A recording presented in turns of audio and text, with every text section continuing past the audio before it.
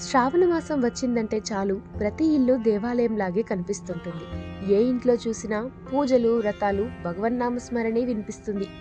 మీ ఇంట్లో కూడా చేస్తూనే ఉంటారు కదా.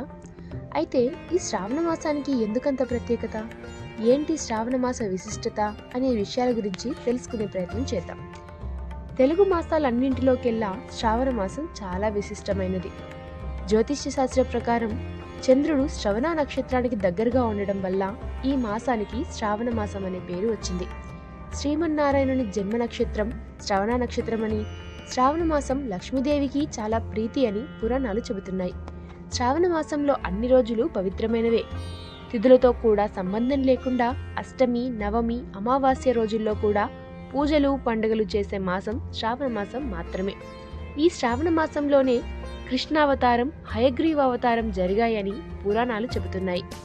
ఈ మాసంలో వ్రతాలు, పూజలు ఆచరిస్తే ఎంతో మేలు జరుగుతుందనేది శాస్త్రవచనం. పెళ్లిళ్ళు, శుభకార్యాలకు సైతం ఈ మాసం ఎంతో విశిష్టమైనది. అందుకే శ్రావణ మాసాన్ని సౌభాగ్యాన్ని అందించే మాసమని పెద్దలు చెబుతుంటారు.